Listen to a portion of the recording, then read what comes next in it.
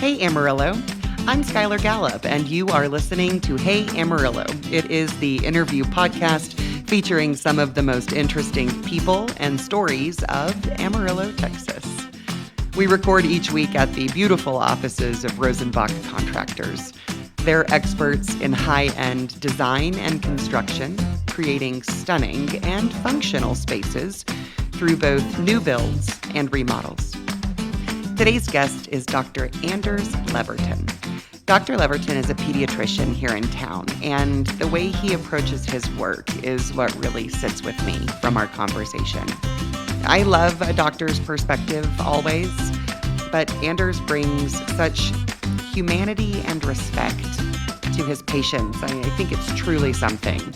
He does a lot of work with ADHD and has ADHD himself, so the way he relates to his patients is really remarkable. We talk about the stigma around ADHD, how the medical community and society's views have changed or not, and how he sees it as a superpower. Here's Anders. Dr. Anders Leverton, welcome to the Hey Amarillo podcast. Awesome to be here. How's it going? Very well. Thank you for asking. Anytime. Yeah. Okay, so let's start. Where did you grow up?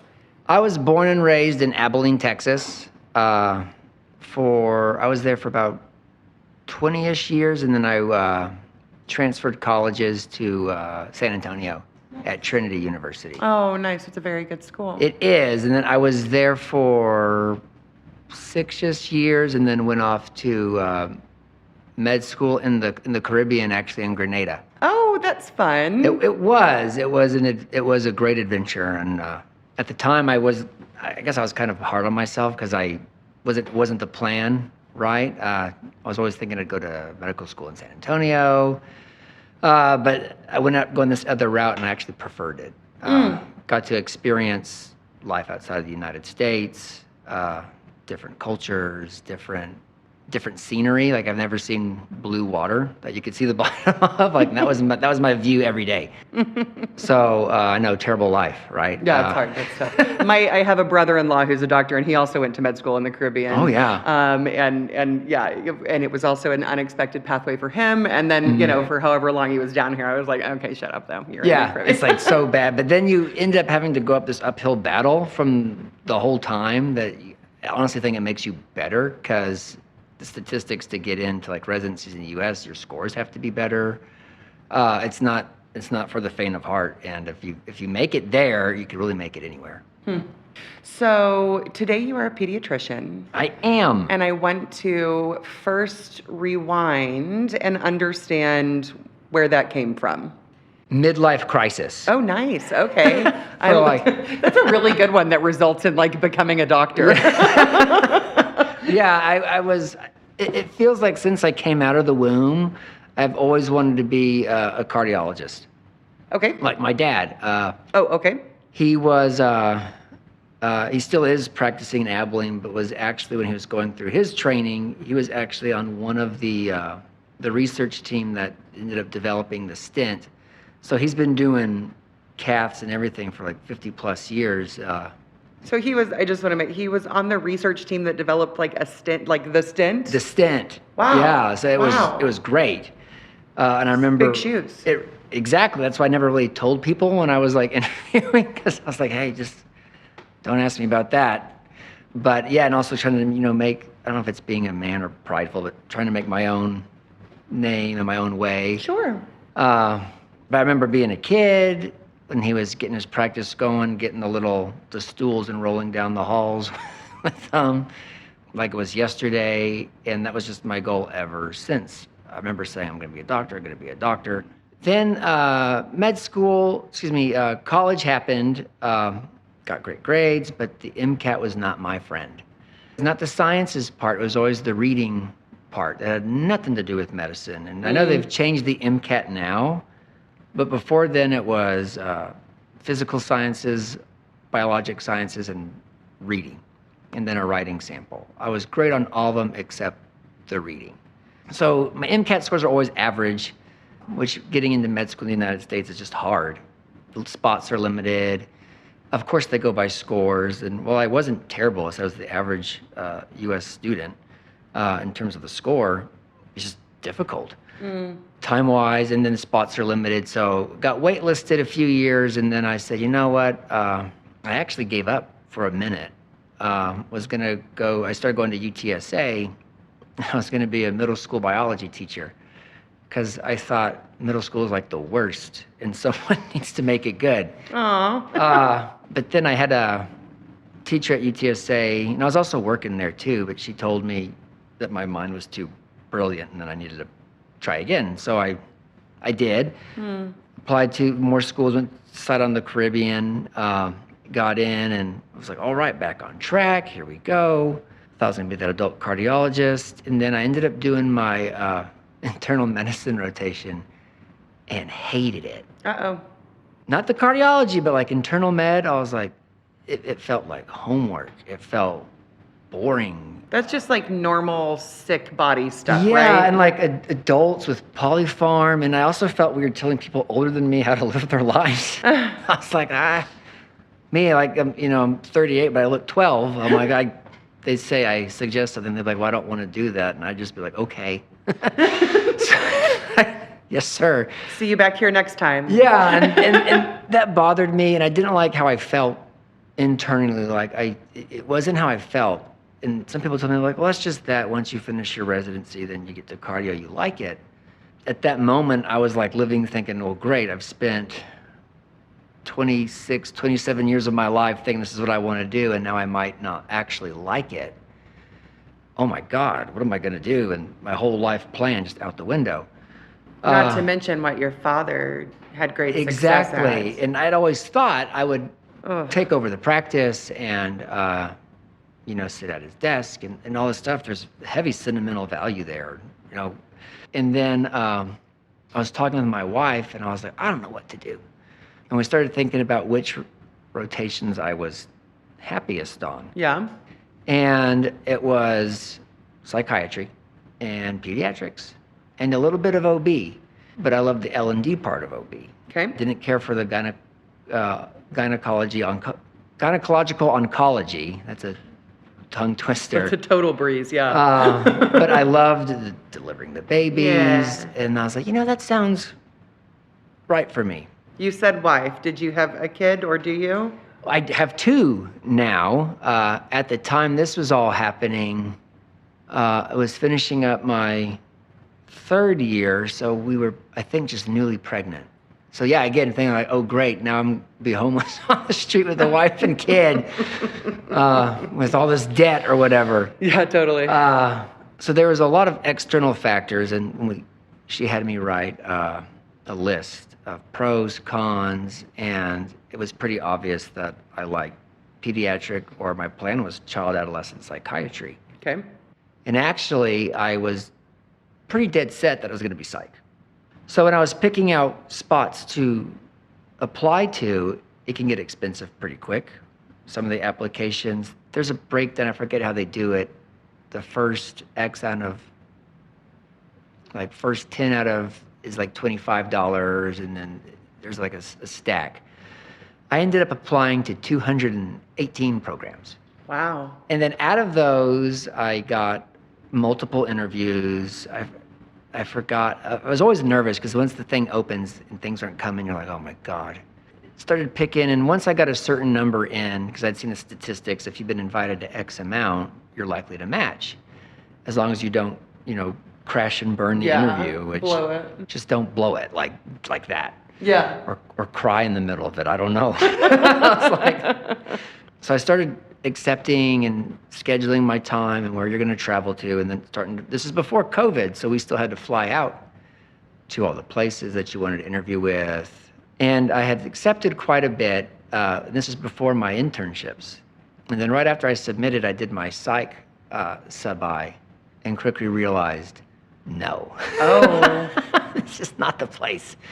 Why? That's a great question. So the reason why I ended up not liking it, don't get me wrong, I still love the pathology and I love everything psych, but the residency programs at the time they might still be, but they're heading away from therapy, and they're leaving more of that to the psychologist, and I really disagreed with that. That didn't feel right. I didn't feel like having 10-minute appointments with people and just asking about their meds and moving on. Which in that sub-I, which was a lot of people did. Oh, let's try this. Okay, goodbye. I didn't like that. I felt like nobody cared, and that was hard to see. And then I had learned my pediatric sub-I that actually 60% of all pediatric psychiatry cases are all actually managed by the general pediatrician. Partly because there's a shortage of child adolescent psychiatrists, partly because also is access to that kind of provider is limited. It was one of those things that I felt like, I was like, I could do good. I can do a lot of, I still get to do physical exams, and I need diversity and variety. But I love that, like in an average day in peds, I could see a cold, strep throat. Hey, I put a snail shell in my ear. I need it out. A kid could come in from walking into a wall needing sutures. There's so many things, ADHD, depression, birth control. And when I had finished my pediatric residency, I was actually heavily considering pediatric cardiology. Loved it. Again, always loved the heart, still do. I love listening to murmurs, the physiology. It's just awesome. That was cardio for me, and the thing I hated the most of was like pulm. Blech, not for me. When you look at pediatric cardiology, it's more or less the same 4 symptoms over and over throughout the whole day. Murmurs, syncope or dizziness, congenital heart disease, high blood pressure. And those are great things, but again, where's my tummy pain and where's this? And I still... The snail shell. Like there's this one kid, it was about a month ago, they came in for putting Play-Doh in the ear, and I felt like a magician because there was like 4 different sets in there. Yellow was the first, and then I got red, and then I got blue, and then I got green. And it's just so satisfying to hear the stories of why they did it. And kids are awesome. And I'm probably a big kid too, but that was how I ended up choosing here, and I haven't regretted it a day in my life. It's perfect. Nice. So did you go straight into practicing pediatrician? Pretty much. When I graduated residency on June 30th of 2020, and then started as full-time pediatrician at Tech July 1st, 2020. I didn't take any time off. I went right into it. I was ready to go and just ready to work and to treat patients. And it was fun. I said I didn't take any time off to study for boards, full-time, hospital, nursery, clinic, whatever I could get my hands on, I was down to do. There was a lot going on then.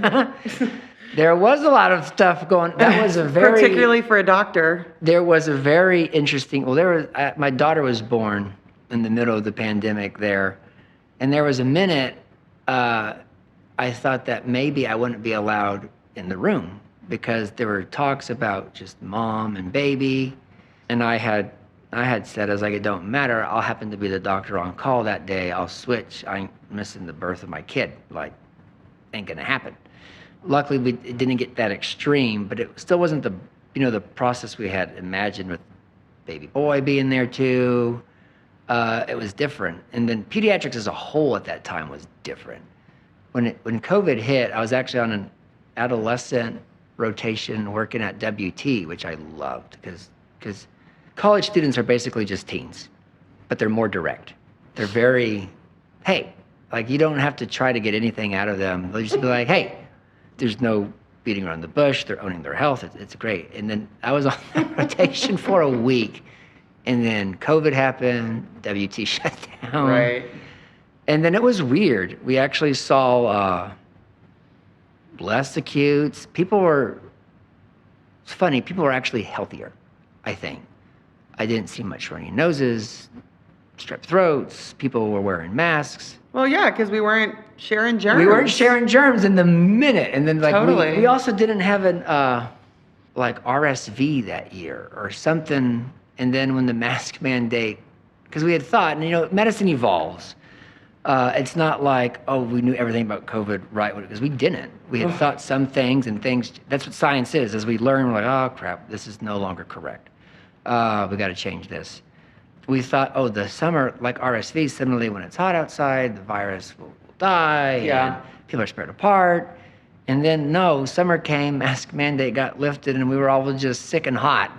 That was the difference. And you had the RSV surge in summer. It was just very odd and backwards.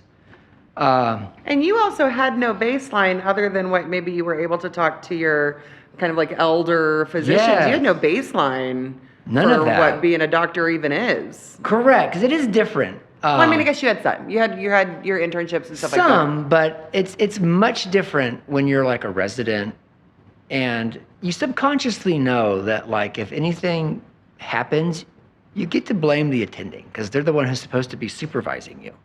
That would be a lot. Yeah. A lot of comfort. It is. And I remember when I was an intern, I remember saying to myself, I took every patient, I pretended as if there wasn't an attending. Sure. Because I thought that made me own it more, own my mistakes, own my treatment plans. Some were right, some were crazy, but that's how you learn. And then once you start, nothing. Now, Greg could always come up to them and ask them questions. That hadn't changed. But at the end of the day, if something bad happened, they don't get in trouble, I do. So that is a big different feeling. I do believe, I actually heard this yesterday and I loved it, is that a good sailor doesn't learn from smooth seas. If everything's easy, then I don't really feel like you might be a great physician or even a great person. You have to go through that adversity. And that's honestly, now that I remember it, that was the theme of my personal statement in medical school is miracles don't happen in your comfort zone. Because that's the most true. When I try to teach the residents and students, I try to say the fact that you feel pressure is good. And I don't want you to call for backup or help yet. You got to try and navigate and know that I'm not going to let you kill somebody. Yeah. Because I'm supervising them. I always make them call me in the middle of the night. I don't care if someone came in, there was a splinter. I'm like, you have to call me and tell me, period. I'm not going to get mad. That's literally my job. With that being gone, I was like, oh man, it's really here now. But there were some difficult cases. Oh, this is a true story. My first week covering the nursery, like my first day. So I'm the attendant. Everybody's looking at me, and all the nurses I've been working with. I'm now, I guess, in the big boy pants. My first baby has like a stroke, and I was like, oh my God, I've never dealt with this, but I was calm. I knew what to do, and everybody was watching me. Like I thought internally I was freaking out, and I could totally feel like my butt tensing up because like, oh my gosh, this is intense. I mean, the intern was almost dead. They were sweating, and I was like, I can't look like them. But the management was correct. I did it correctly. Everything turned out good. And it was one of those things being like trying to put evidence to counteract that anxiety and fear, because that's how you beat it, is like, I don't have any evidence that when we traumatize or catastrophize these thoughts, that there's anything to back it up.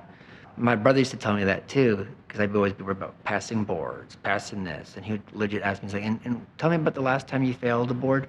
And I was always like, okay, but this one's different. Of course. Like, yes, of course. This one's different. But those kinds of things are always helpful. Like, That's there is so no helpful. evidence. And then knowing that the mentors I had in residency wouldn't have graduated me if I was trash or didn't know. If they didn't feel like I was safe, which they shouldn't have. You shouldn't. That was one of my big things, is I was hard on students and residents, and I worked at Tech as well, because it's serious. Like, you have to know your stuff. Totally. Because it's not like, oh, I messed up, let me just go back and fix that, spreadsheet. It's like, oh, I messed up, I hurt this kid's liver. Or, oh, I accidentally gave him something he's allergic to, now he's in it. But that's some scary stuff. And you have to own it. Like, there's no excuse. Like, at the end of the day, no one's going to care if you were, I was sleep deprived or the wrong thing. It's not going to matter. No. You made the mistake. Tell the family that. Yep. And they're not, and likewise, I wouldn't care either. I'd be angry and upset equally. There are a whole lot of people's jobs that matter a lot. I was close with a woman that runs a NICU. I've got a brother-in-law that's an emergency room doctor, and just like every time they say they had a really bad day, I think there's a lot of perspective to be had there. Oh, That, you know, 100%. and that's not, and you guys aren't the only ones out there saving lives. You know what I mean? Yes. Like a lot of people's jobs matter greatly. 100% agree. But Just a bad day from a doctor is like, it's bad. So I know my hours are trash, or they're going to be sometimes they're not, sometimes they are. Sometimes you get to the hospital to round on your kids at 5, then clinic happens and something's bad happen in clinic, and then you leave by 9. Or you're on call and you get called in the middle of the night. But having seen my dad go through that, I mean, I've grown up kind of knowing what that looks like. And so when it happens, I'm like, well, yeah, this is what I signed up for. For all those aspiring doctors out there, if you want a 9 to 5, medicine's not for you. It's like, it's just not it. Because you can't turn it off. If you get notified, you have to act. And it's very few people who want to do it become it. Very few. It's very hard to do. Less than 1% of people make it. And it's a gift. Like I said, and I think if you make it that far, yeah, I'm not saying doctors can't be overworked. Of course they can. But the idea of like, oh, that medicine is burning them out, I disagree with. I think that's more administrative duties, insurance is dictating what's right and what's wrong. I've had insurance. yeah, that's a whole bunch of I had an insurance company baloney. tell me I couldn't prescribe a kid a liquid medicine and that I should try the pill first. And I was like, dude, he can't swallow the pill, hence the liquid. Do you want him to try and choke? Like, I don't. And I also had a one-time insurance argue with me. I had a kid with a trach. They denied my request to get him a replacement trach without a letter of medical necessity. I literally wrote, I think I saved it, will die if doesn't have, and signed it. Yeah, medical necessity. And they're like, oh, we didn't know. I'm like, I'm just prescribing trachs for fun. But that aspect it's exactly everything I thought it would be. I enjoy it. Every day is fun. I've never once went to work and was like, oh, I can't wait to leave. Or maybe I'm a workaholic, I don't know, but I love it. That still brings me the joy. I'm not jaded, and I've almost been a pediatrician now for 9 years or so, and I feel the exact same. I'm not different at all. Still gung-ho. Even when I was at the hospital late at night, it was always fun and liked being there for families. Recently, I had a little baby diagnosed with leukemia, and that stuff is hard. I still get emotional with that stuff, and that's never changed either. And I hope it never does. I feel if it does, I need to stop doing what I do. The deaths I've experienced, the hard diagnoses I've made, I remember sitting with the family, explaining it to them. And those are my hard days. Those are the days I really hate. Not so much that there's a part of it that you feel like you messed up, or maybe you didn't do the best that you could, but I don't mean to get emotional, but it's like the grief of a parent crying about their kid. It's the worst sound in the world. It's hard, and it never not hurts. And this is also have a problem with medical education in general. It's because they kind of teach not to be too emotional with your families, or not to share some of your medical history with them, and I completely disagree with that. I think it's good for families to see their doctor cry, assuming you're not on the floor having a tantrum, like to be emotional and to share stories about what they've went through, what kind of chronic illnesses they may or may not have, because it makes you more relatable. And I think it's time for medicine to go away from the whole view of the doctor being authoritarian or what they say is right. I feel like that's where physicians can grow, is to not be so afraid to show that spark, to be human, because we are. I think that's one of the reasons I love psychiatry so much, is with my history of ADHD, having gone through all the things I've gone through, and the thoughts, and not knowing how to express them, and seeing that in kids, and trying to word it where I'm like, letting them know I get you. Like I've been there, and you're not stupid, and you could still do what you want and do all these things. I feel like families have actually trusted me more because I've lived it. And it's the same thing if you're taking, like who's more relatable? If you have questions about pregnancy, a woman or a man? Yeah. Totally the woman who has kids. She's done it. I always tell people, well, I've had kidney stones, but I've never had a kid. Not quite the same. I never wondered or had to move if I have to pee or not, if it's just the baby on my bladder. That sounds terrible. But that's the same types of deal, and I think that knowledge can help. And sure, there'll probably be some people who discriminate or, oh, they have this, we shouldn't talk to them. That's true with anything, but I think the benefit that you get and how much more a physician can be comes from a lot of just being a human as opposed to their medical knowledge, some procedure they did, or the fact that they, didn't cry during something or they remained strong. And sometimes that is called for. One of the first deaths it was the first child death I ever experienced. It was a terrible experience. I remember being in the ER and hearing this kid coming in with it said toxic ingestion. So I'm like, okay, probably kid got into something. And I was prepping with the intensivist, thinking about what we're gonna do, and try to pre-plan what was gonna happen. We get here, the kid's there, and he was 7 or 8, autistic child, and we're in there examining him, and we had realized his brainstem reflexes weren't there. And when you see that, you're brain dead. Freaked me out. Freaked me out so much, I didn't know what to do. I forgot all the life pals knowledge, and I was just a month on the job into residency. Ooh. What the hell did I know? But I didn't know that. I thought I had to know everything. I learned that I went through the course. I should be a master at it. I didn't know what to do because there was nothing to do. But you're there, you're trying, and everybody else, intensivist was so great. Calm presence, cool. And then, of course, the parents came in and felt so guilty because he got into something when, how life happens. You blink, and then your kid's on the roof. And I remember not knowing what to do. And the only thing I did, saw the family suffering, and I just got down on my knees with them, and I just told them I felt helpless. And I was like, I don't know if you want me to pray with you, something. I was like, I'll do anything.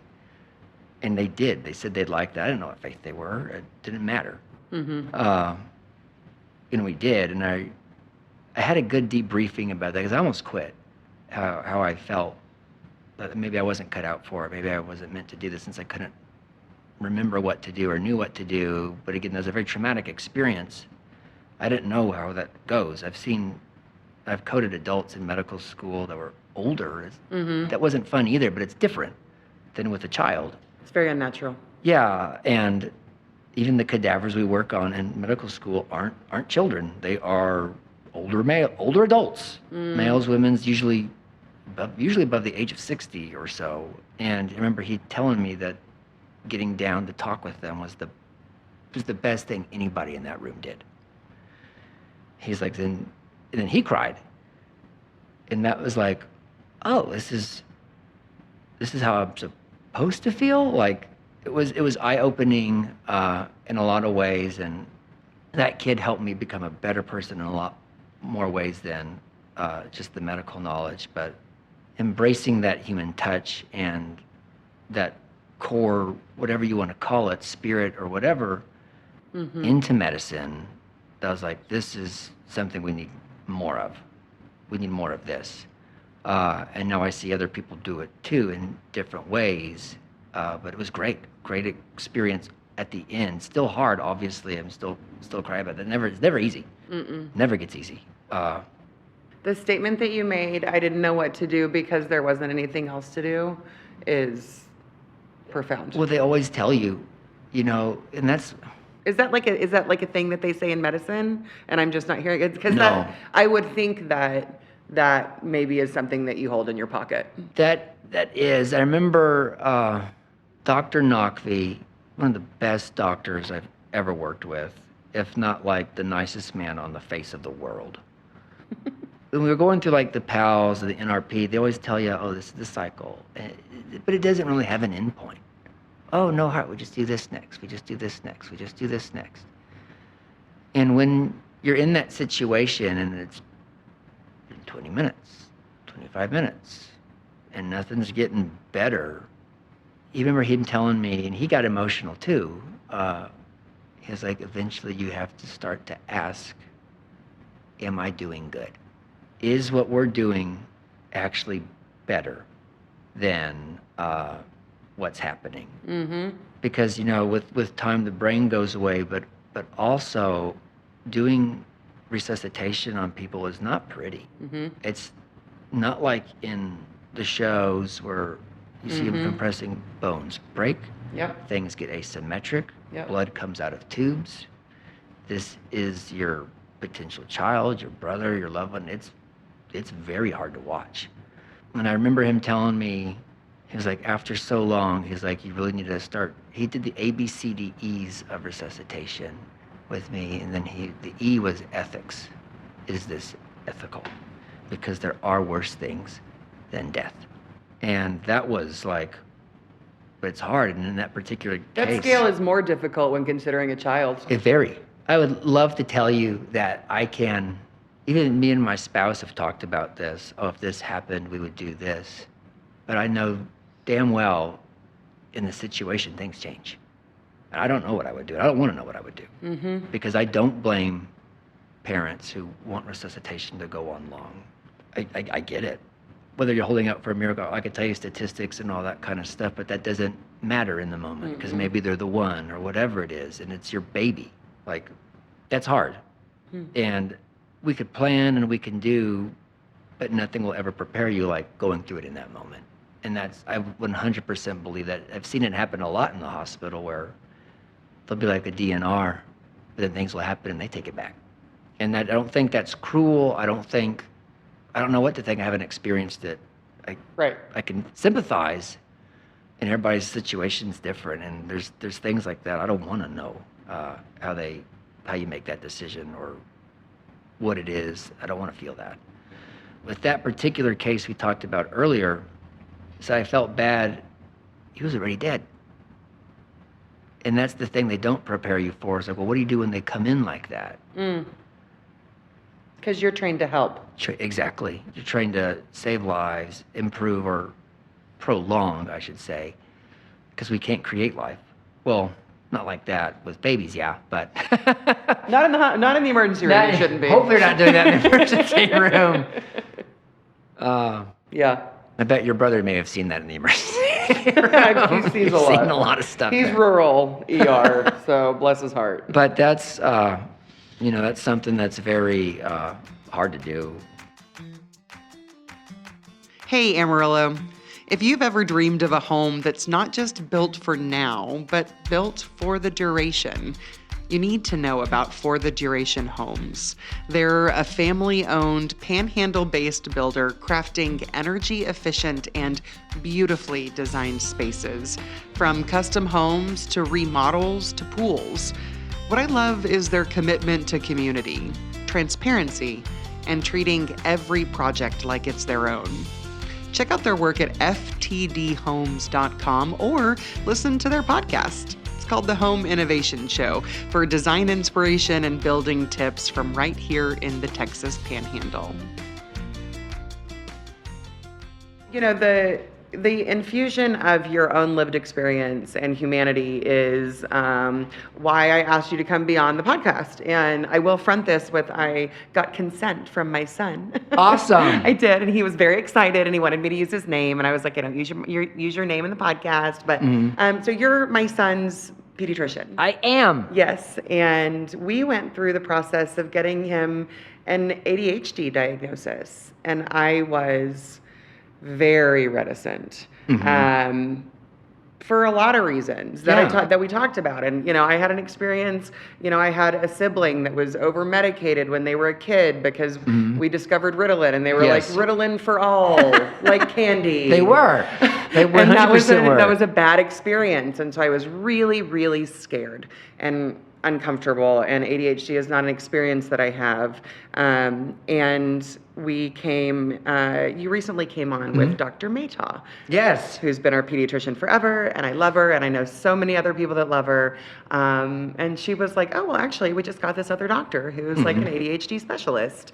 And one of the things that stuck out, and honestly for me, has made an incredible difference. And I think the path that my son and I have gone down was that you sat down and were so on his level and didn't even really want to talk to me. And you said, like, I don't know how much time you allotted for this, but I take a lot of time with my patients. I do. And you told him pretty early on, I think in the first questioning, you were like, does your brain ever feel like that? And you were like, yeah, man. Oh my God, mine does too. Yeah. And it was so impactful. Well, I love your experience too, because that's one of the things I get really aggravated with the most, is when patients come in to see a doctor and then like the other doctor will be like, oh, they just question everything I do. Then I just want to be like, well, then explain it. If something sounds kooky, I question everything. But that makes a lot of sense. Like parents who don't want to vaccinate. It does not bother me in the slightest that they question me on the vaccine. That is my job to be like, let me tell you what's in it. Like, absolutely, ask me your questions. If you don't feel comfortable asking your own pediatrician how hesitant you are, then you got to get a new doctor. Or if they are refusing to answer those questions, that's a red flag, because it shouldn't. I mean, we're talking about people. Furthermore, you're talking about my kids. Yeah, so, even more let's important. Go. So when it comes to ADHD, especially with social media, everybody knowing someone who's over medicated, I was over medicated. Maybe I should start there. So I got diagnosed. I had to have been in like second or third grade, and I remember it was. I don't think, now my mom might say differently, but I don't think I was hyperactive. But watching me now, I'm like, I don't know. I was like, I'm hyperactive now, so I feel like I probably was then. But I was the last of 6 kids, so. Wow. I don't know. But I remember it was the reading where I got picked out. I could read. I could read the whole passage to you, and then immediately after, teacher would ask me questions. I couldn't tell you anything. What's the main character's name? I don't know. But if someone read to me, I understood it, and I could answer everything. And that always thought that was weird. And after a while, I started thinking, well, what's wrong with me? And then teachers are getting frustrated. Anders. Sighing when you get something wrong, or you eating pain. It wears on you. It's like a physical burden that you don't realize is there, because they slowly put little like cords around you until eventually it's a rope. And you believe this stuff. I can hear my parent voice saying, did you even read it? Yes. And that's what happened. And I do the same with my ADHD kids. Like, because it's normal to get frustrated and stuff. And when I start to remember and I break it down to my son, I'm like, I'm getting it. I'm like, let's do this. So that's what, it comes in. And I remember feeling that way and feeling like I was stupid. And I'm like, I remember even telling him, I was like, I don't know, I guess I'm just dumb. Something like that. And again, you don't know what other people's experiences are like. So like for an ADHD person, our brains are constantly going. Even during this talk, I've thought about sloths and manatees and like weird things. And I've gotten pretty good at pushing them aside. But I have 38 years experience doing that. Right. It's not something that happens overnight. That quiet is unreal. I remember the first time I felt that, I call it my 368 story. First time I had, got treated or whatever, and assignments weren't taking me 2 hours. I could pay attention in class, and I remember finishing and being like, what do I do? like, what's going on? I wasn't zombied at that point. This was very new in the beginning. I just remember it being like a little, like I was in a room with the door and there's people trying to come in, but I could control whether or not they came in.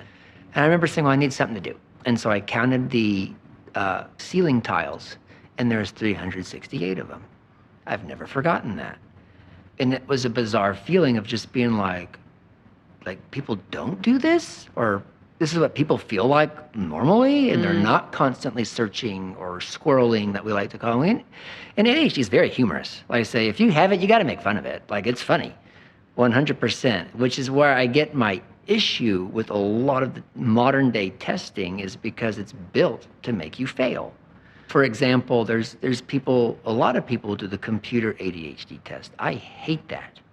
I hate it so much. You take a kid, any kid, I don't care which kid, and you make them sit in front of a computer to answer questions, they ain't gonna do good. No one will do good. It's the same reason it's garbage that the STAR test is all on computer. 100%. Yeah. It's not good. And then it's the same things with some of the ADHD forms and the autism forms, for that matter. These diagnoses are based on clinical expertise, experience, and talking with your families. And you can't do that on a stupid piece of paper or on a computer. And the other thing I hate about it is, on those Vanderbilt forms, part of the criteria on them to meet for ADHD is you have to be failing or struggling in school. And a teacher may not know that the kid spends 3 hours on their 10-minute homework. So they'll be like, oh, they don't struggle, they do great. Oh, their grades are all A's. And that's what people used to do. It was, oh, you're making good grades, you don't have ADHD. You're fine. You're not. That's how adult onset, which I hate calling it adult onset, because it's like, oh, it started when they were adult. No, you always had it. You just got by. And especially, or you had to work incredibly, oh my goodness, that's incredibly hard when everybody didn't, or you got missed.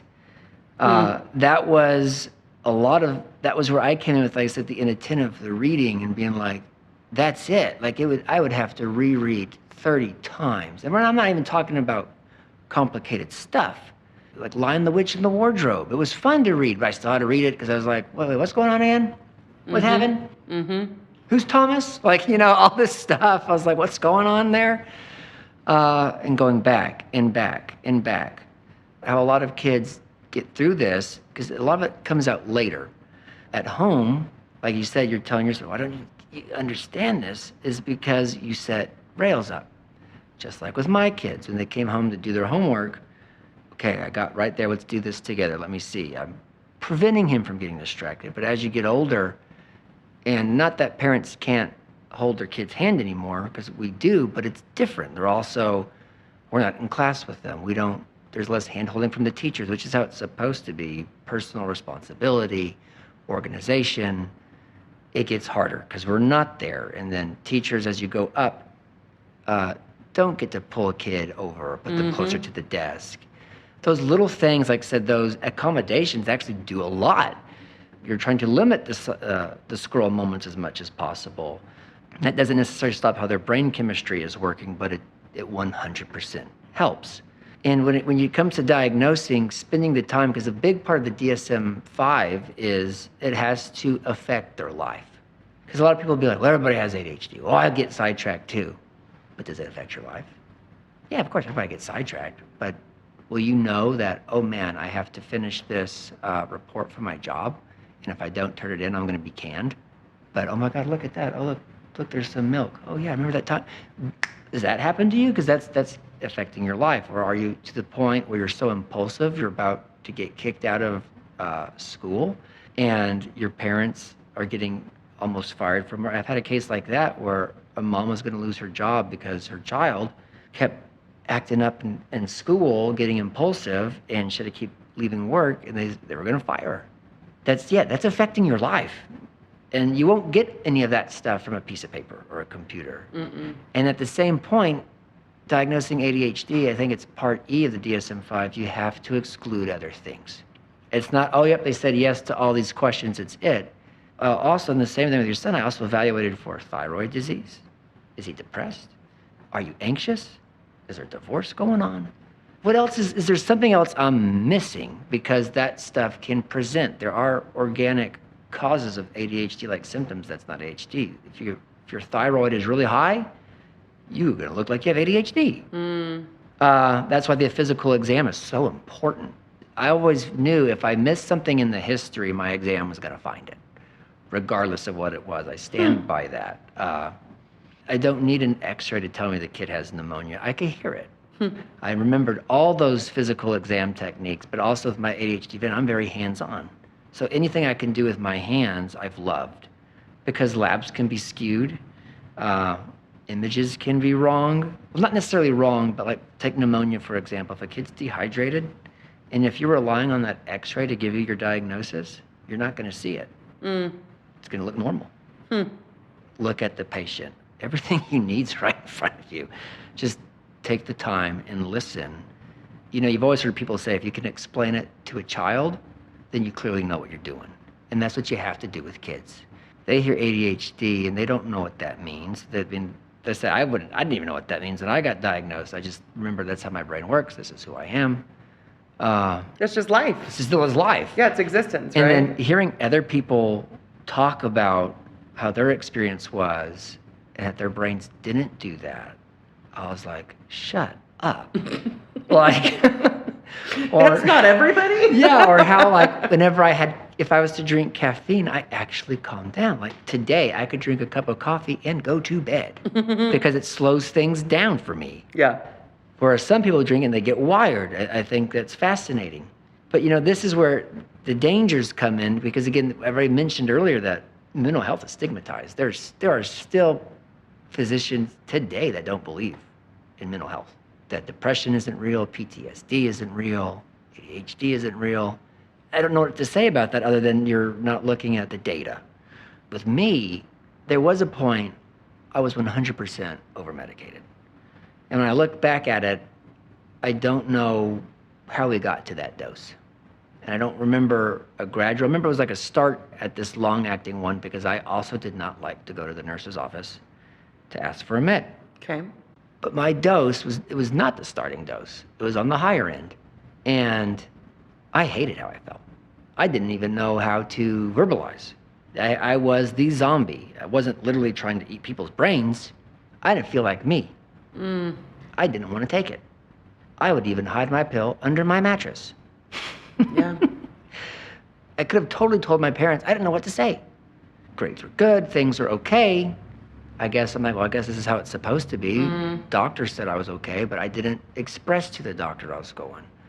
And they also weren't as time given to me, or the knowledge wasn't there either. And there's things that were better, but getting that aspect out of a kid is hard.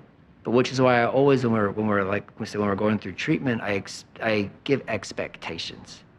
Because we all know that person who was treated like that, and we don't want our children to be like that.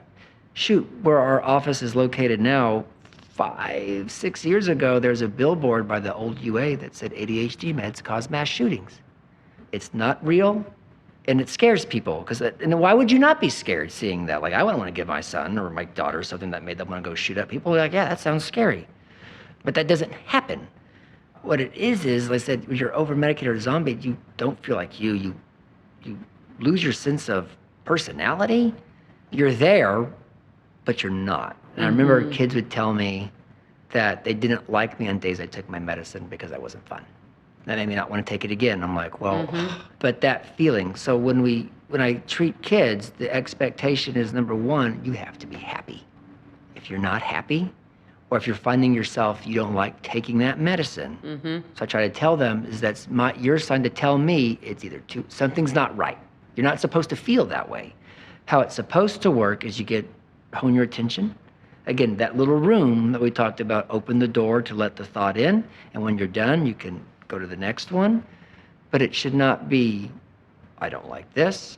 I dread taking this. I don't want to eat. All these things that you feel like, I don't feel like me. I like it better when I'm not on it. I'm having to hide my pill because I don't want to feel that way. That's too much. Yeah. And there's always room, and there's so much advancements that have come in since like just here's the Ritalin days and the Adderall. Like there's so much more. And knowing the pharmacokinetics, again, good doctors, you have to know the pharmacology and knowing You can't just go from immediate to extended right away, which is what happened to me. They work differently.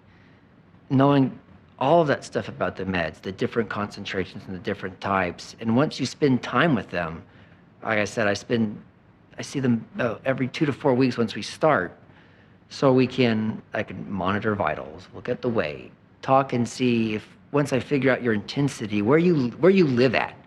And the other thing about those meds, they're not weight based. Yeah. So I have a 16-year-old kid who's 250 pounds, and he takes only 5, and that was too much.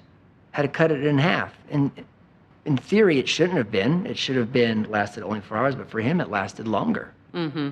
That's why you always want to start low and slow. And then I have another kiddo who's like 8, who maxed out on I think it was on even 2. I can't even touch him. The genetics, the metabolism, so much stuff comes into play. It's not like an antibiotic, oh, your weight's this, we're going to treat you like this, and we're going to get what we want. It takes a lot of finesse and, most important, listening. And if you plan to do that visit in 2 minutes, you ain't going to be very good at it. Mm. Or you're better than most. But I was like, that's not going to happen. Telekinesis you must have. Right. Something unlocked. What do you think is the biggest misconception about people with ADHD? That we're lazy. That it's made up, that we weren't disciplined. I remember hearing a teacher in high school say, oh, ADHD people just need to be disciplined more. Discipline wasn't an issue. I 100%, had my fair share of belts and all the things that we don't talk about anymore. So that really bugs me when people say, oh, ADHD, it's this. Or they treat people as less than their neurotypical counterparts, or that they're just ignorant, or that they need these meds because they just don't have the discipline to study. Like that's not it. I had a patient tell me that, oh, this med makes me smart. I'm like, dude, no, it doesn't. This med does not make you smart. This isn't Limitless. You're not Bradley Cooper. And so I did with him, I was like, for 2 weeks only. It's like just 2 weeks, because this may be unethical. I was like, but for 2 weeks, I want to teach you a lesson. Let's do this. Take your medicine. Don't study. Let's see how you do. Right. And he did, and he came back 2 weeks, and he did terrible. I'm like, do you believe it's making you smart now, or is it you actually can focus and you can do what you got to do? So that's the big misconception I hate, that this medicine makes them great, and oh my gosh, if everybody was on it, everybody's focus would be better. Well, sure, it would, but also worse, because we know physiologically in ADHD, the frontal lobe is less stimulated. So I'm just getting the baseline. If I already give somebody without ADHD this medicine, they're going to be overstimulated, and that's also bad and probably very anxiety producing, or worse. That's why it's so important to be like, let me hear how things are doing. But what I would say is that the worst is that they're usually not lazy, and they're not procrastinators. They don't mean to be. And they're not like disorganized. Yes, we literally can't help it sometimes. And I feel the most bad because I get caught in the trap too with my kids. I'll tell them like 50 times. Pick up the shoe, or hey, let's do the homework. Let's do the homework. Hey, put your homework in your folder. And by like time 50, my voice might raise a little bit. You must be some sort of angel parent. Yeah, because if I'm at 50, I am not my best version. No, not at all. And then the rejection sensitivity and all that stuff that comes with ADHD, then I go, dang it. Like, because I could see my kid, I'm like, I forget you're not. I was like, and then I remembered me too. I was like, oh yeah, it used to be me, forgetting homework every which way and remembering to do it. And then remembering I was going to do it. I mean, that happens to me often. I frequently will be cooking for my kids, and then I wind up in the pantry and I go, why am I here? I forget. So one thing that I was really interested in talking to you about, recognizing that, you don't have all of the answers, and parenting is hard and kids are different. 100%. Putting all of those things on the table, but you're an expert in your field, and so let's go. One of the things that I think about though, and struggle, and we'll take your example of the 50 times putting the shoe away, right? Is this may be a challenge for our child. That may be a challenge. But you got to learn to do what you got to do. You do. And I don't know, obviously, the right answer, but it's something, and then I can extrapolate that to my wonderings around like, okay, but my son needs to learn to complete assignments, but my son needs to develop his whatever coping and tools that his brain needs to work in the way that his brain was created to still be able to read a passage with some recollection. Yes. You know, and so where is that sliding whatever? That's a great question, because I do believe you got to let the consequence happen. It has to happen. So let's say, for example, how many times you tell your kid the stove is hot? You can't be there to stop them all the time. And one time they might touch it. And they're going to learn, like, oh, crap, like, I remember this. Okay, let's learn. It's the same thing even with, like, those assignments and the things. And my kids have learned this, too. When I'm saying something and they're looking at me in the eye, whatever it is, hey, I need you to focus. I understand. But we are here, and I'm going to have you repeat it to me. And if this doesn't happen, there is a consequence. And as a parent, I always tell parents, if you threaten, you have to follow through. If you don't follow through, that's an empty threat, and that's over. For my son, he forgot to do an assignment. He was trying to make me not take him to school so he can do it. I said, no, you knew. I was like, oh. And I was like, I know. I was like, I know. I was like, I trust me, I get it. But the negative consequence is also a worthwhile memory. It's one of those things that I said to people, I'll kind of liken it to a failed relationship, or when you break up with someone. Assuming they weren't like an axe murderer. But like just a failed, we tried, things didn't work out. I wouldn't call that a failed relationship. You still learn from it. You learned what you like, what you don't like, what you'll tolerate, what you won't. That's worth its weight in gold. That doesn't mean, oh, it was a waste of time. No, not at all. You had an experience. So the same thing with ADHD is I don't live, it's a ticket not to be like, where like, oh yeah, well, I have this, so I get, no, you get your accommodations, but when they're being made, you're not invincible to the fallout of not fulfilling the time, because that's also heavily important, because that's also the world we live in. You don't do something by a deadline, there's going to be a consequence, regardless. Now, if you make that consequence known to your employer or whatever, and they accommodate you, and you still don't do it, you get the consequence. It's a good thing I like to tell parents to remember, like when you're building up to time 50 or whatever it is, it does help to be like, okay, there is a thing here. Let me try to talk in a way where I know I can get through or do this, because I know this is happening. I know they're not intentionally trying to be disrespectful or forget. Like, I get it. I said, but then when I said, that's my marker, is when I know you've repeated it to me, I know I got through. Because times if they totally missed it, they can't repeat it to you. So I'm like, hey, look at me. Like, and say it back. And then, you give them that grace, but at the end of the day, you're still their parent. And you can't let that job go either. And that's part of life too. Don't be your kid's friend, be their parent. Yep. To steal a line from Batman, why do we fall? To learn to pick ourselves up. That's important too, because as an ADHD person, that is one of the ways I have been successful, is I know my faults and the things I won't do, or my areas where I'm going to be weak at. I can't take work home. I ain't going to do it. I know that. It's like, I've learned that for a long time. How kids, or how people in general learn what's going to work for them, is from trying and things not working out, and then trying and things do work out. That really helped this time. I said, one of the things that made me learn to like reading.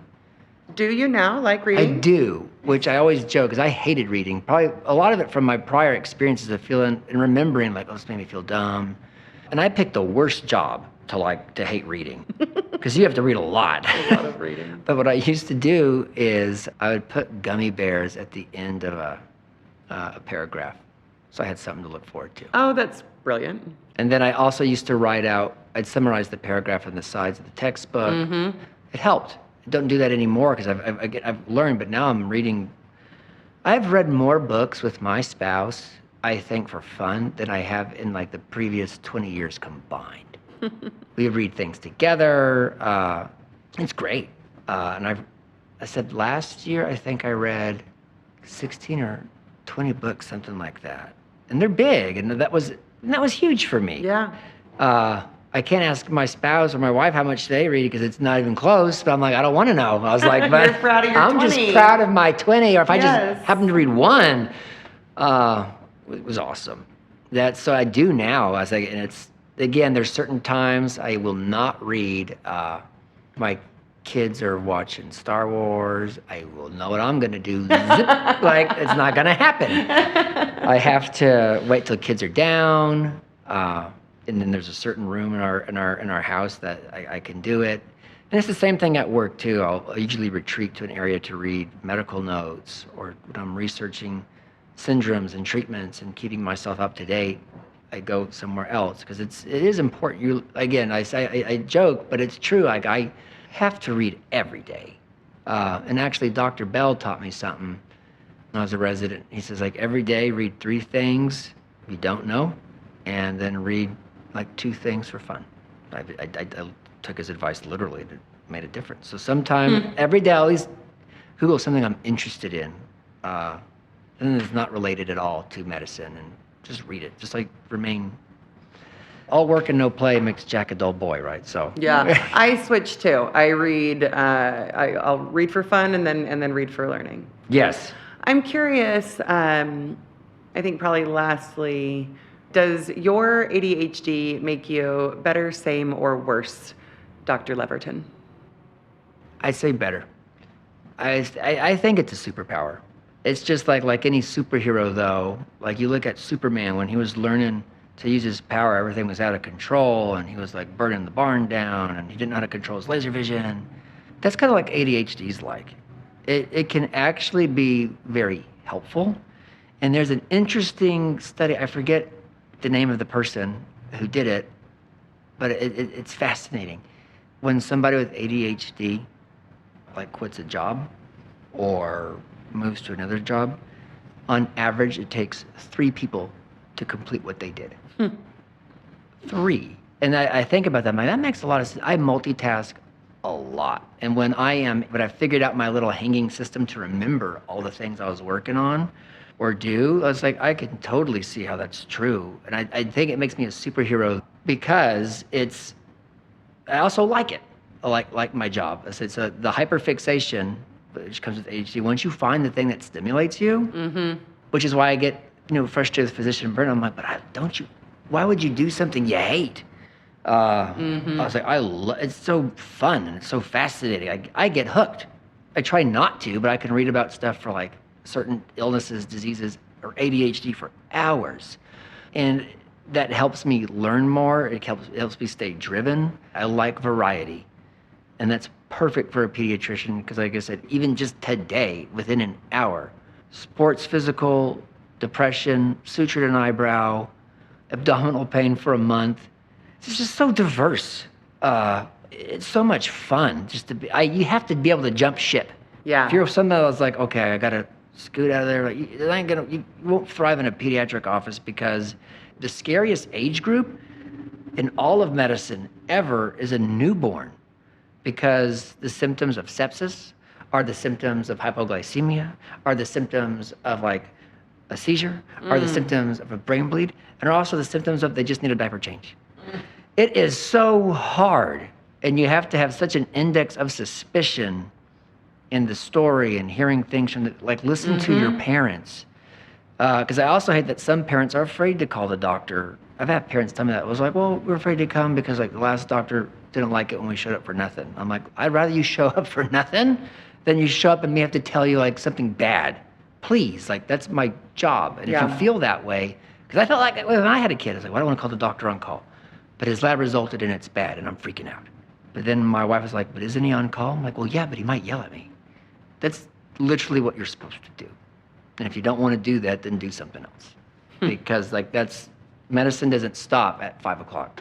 As a matter of fact, everything that bad happens in medicine always happens at 5 o'clock or at shift change. Yes. One of the two. If you're starting or growing a small business and need some cash, let me tell you about Amarillo Venture Capital. They are a Hey Amarillo sponsor. They're locally owned, and what makes them different is they don't just invest in businesses. They invest in people.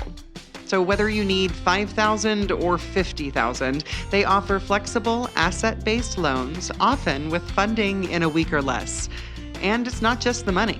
They can connect you with their local network of legal, accounting, and business resources to help you succeed. Check them out at amarilloventurecapital.com. All right, I am back with Dr. Leverton. Dr. Leverton, this is the part I also, it's Anders, which is just a cool name. It is. It's a cool name. It's actually very common in Denmark. I'm actually named after my great-great-grandfather. His name was Anders Jorgen Mortensen. So I'm Anders Jordan. I guess they knew that Anders was going to be an oddity enough. So instead of Jorgen. Yeah. Yeah. That's funny. All right, this is the part of the show we call 8 Straight. I've got 8 fast ones for you. When you think of Amarillo 10 years from now, what do you hope for? Roads with less rocks. Like, I have never, ever had to replace a windshield or even had a windshield chipped till I moved here. And I've replaced 4 windshields. And it seems to be, I wonder if anybody else out there, but it seems to be Sauncey. Sauncey's the road. I don't know. This might be just a crazy hypothesis, but like I've always noticed whenever it has happened to me, it's been on Sauncey. And then once I moved off of Sauncey, I didn't get a chip again until actually last week when I was driving down Sauncey. Man, and Sauncey again. It was this big like dust storm, and thing flew up, and there's this crack about that big. And then I met a friend at Starbucks, and I was like, oh, I'll go get it sealed tomorrow. I'll be okay. When I come out, it was already a third of the way through. Oh my and I was gosh. like, geez. So like, I hope in a humorous sense, but also is like, we figured that out. But also, I hope that in 10 years, Amarillo continues to be family friendly. I dig that. I dig both of them, actually. Yeah. When was the last time you went to Paladuro Canyon? It was about 3 to 4 years ago. It was awesome. It was my first time there, and we did the lighthouse thing. I was afraid I was going to see a tarantula. I didn't. So that was also happy because I have arachnophobia. Oh. I can't even, this is a true quirk about me. I can't even say the word spider. Okay. I have to say spitter. Really? It's that, like, it's that serious? I don't like, because it's happening now. If I say it, I start thinking there's something like on me. Is this your whole life? Yeah. Okay. I don't, and Well, yeah. I was going to kind of give you hell for not going out to PDC more, but if you're afraid of the S word, then I don't know that that's a great place for you. Well, the only reason I haven't been more recently is because it was so hard for us to get there because of kids. And one of them, she had to have been 2 or 3, I guess last time we went. We want to take them. And I'm like, man, they're going to moan. Well, the younger one, it's hot, it's this. And I'm like, I'm not going to want my time ruined because I like it. I do like it out there. I understand that and experience very much as a parent. Yes, and I have seen, like I said, I've seen working here, walking across the street to the hospital and whatnot. I've seen tarantulas in the wild, and I live. I'm okay. I don't enjoy it. Like I'll literally I usually end up texting my wife. It's like my day's ruined. Right. Like right. I saw 8 legs of sin. Yeah. Just walked past me. I was like, I just blah, and then I'll get over it. But I love it out there. Yeah. I want to do more of the trails, and I just like spending time. Mm-hmm. Other than wind, what does this area have too much of? Maybe this is everywhere, but to me, it seems more like an Amarillo problem is vape stores. Oh my God. Yep. I see like a new one every day that I didn't even know was there. I complain about them, and so now my kids have started doing that. Yeah, because there's Like, so "It's one of those much. vape stores that looks like a candy store." I'm like, It I know, 100% garbage. does. And I'm kind of happy that I didn't. I hate them because they're not good for you. Putting anything other than air in your lungs is not a good idea. And why people go, well, it's healthy. There's less carcinogens. Yeah, there's less, but there's still carcinogens. And it took 60 years to figure out smoking caused lung cancer. Vapes have been around, I don't know, 10, 15, something like that. And we Yeah. already know it causes vaping-induced lung injury. It causes immunodeficiency in your lung. It's not good. Yeah. But why so much? There's so many There's stories. and do they all offer different stuff? And they're huge. They're big and Yeah. like shiny lights, and know. there's a bunch of things on them. And I'm like, well, how much can there be? Mm-hmm.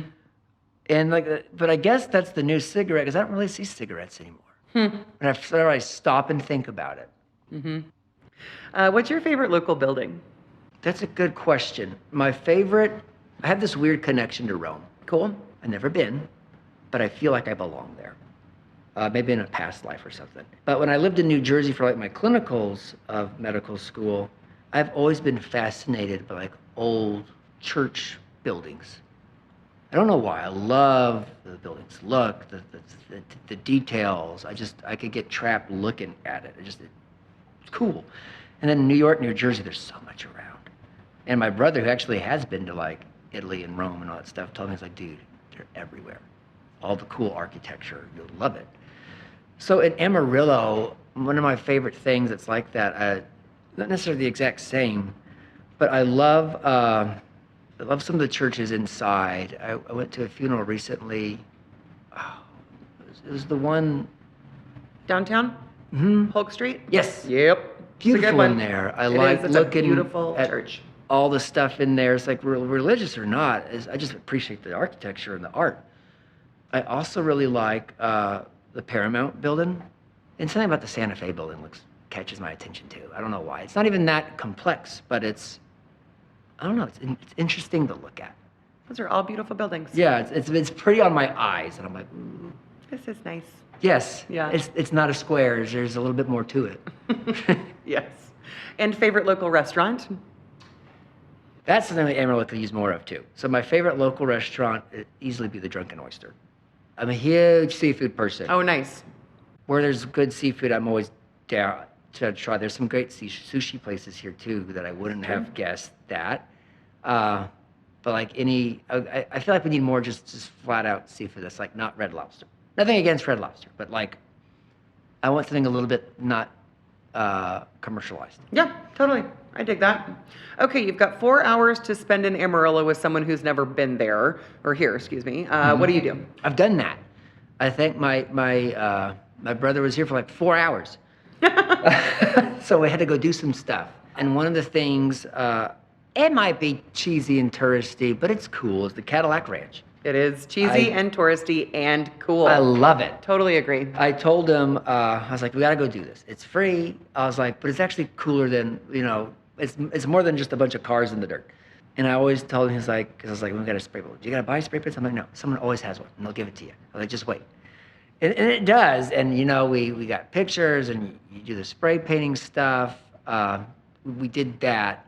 And then I took him by the canyon at night because no light pollution. You could actually see stuff. That's super cool. I would have gone down in, but it was kind of like, a quick thing. Mm-hmm. And then I think definitely got to go to the canyon. But if you only have 4 hours, that's like you can make it to the lighthouse and back, and then you're done. So I think, but just experiencing it and just seeing it is pretty. My newest local favorite here in Amarillo, again, it blew my kids' minds, is the Skateplex. Oh, Skateplex. Yep. Oh, I love it. And Yep. so my kids were like, you could skate. I'm like, dude. Are you a good skater? Yes, but I've had to take it down a notch. My wife hates when I do it because I had back surgery in July, and I'm not as hyperactive as I used to be. I think, or I keep it, but she always tells me, she's like, Inez, I swear to God, if you fall on your back, I'm not doing the things I used to do. Right. I do like to crisscross. There's another guy that goes there. We usually see him every time we go. I'm not that good. I can't do crazy jumps and twirls. But yeah, I could do things, and that was my hobby when I was 10, 12. That's what we did. I love it there. There's just a good feeling there. Yeah, like I said, agree. And it's not like a typical skating rink. I would say it's very Amarillo-esque. Reminds me of the ranch. I like the people, the environment. It's friendly. I love it. Yeah. I've actually run into a lot of patients there. Nice. Finally, what do you think people get wrong about Amarillo? I think what a lot of people get wrong about it is probably the people. I grew up in the Bible Belt, West Texas, Abilene. And, I do agree with, like, have you ever seen the movie Bernie? Man, like, Texas is divided in, like, 5 different things, and the people are different in each one. Not necessarily in a bad way. We're all, I think, friendly, especially I've lived up in north. We are more friendly there, no matter which part of Texas you're in. But there was a segment on John Oliver where he talked about Amarillo.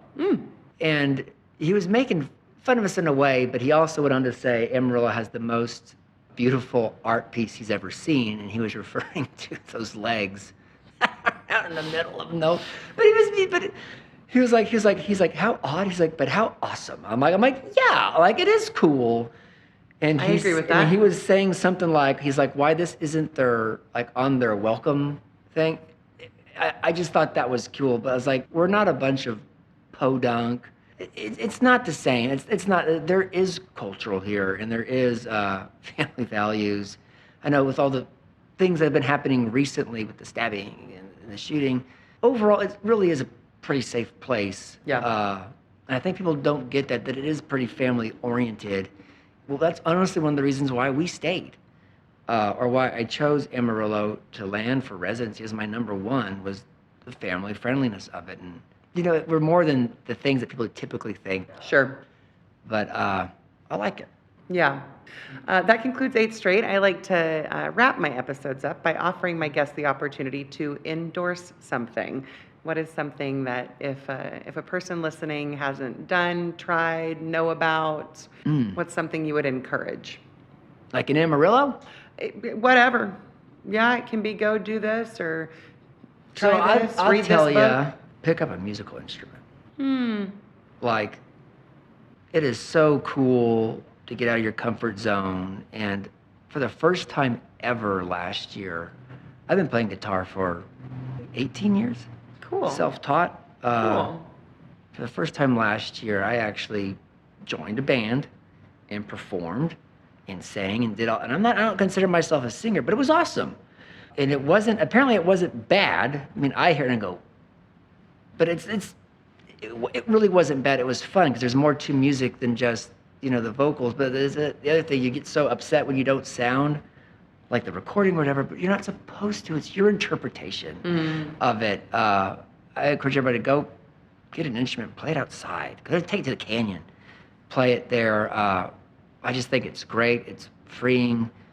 It's an ADHD person's dream because you literally can't. There's too many things going on. You're thinking about the music. Your one hand's doing one thing, one hand's doing the other thing. You can't get squirreled over around because you're doing too much already. That's interesting. But I would encourage that. And I guess if I had to endorse something else, I'm cheating. I'm doing 2. Is to play toys with your kids. It's fun. And let them make the story. Like, they want to play with you. Do it. It's fun. Dr. Leverton, thank you so much for Anytime. your work and your expertise and for being my kid's doctor and for coming on the podcast. It is an honor to be your kid's doctor. I love him. He's great. And that concludes the episode. Thanks to Dr. Leverton for the interview. Thank you to For the Duration Homes and Amarillo Venture Capital for supporting the podcast, and to Broderick Adams for editing every week. Executive producers on this episode are Gary and Linda Pittner. And thank you for listening. This has been episode 458 of Hey Amarillo. I'm Skylar Gallup, and we hope you'll listen next week.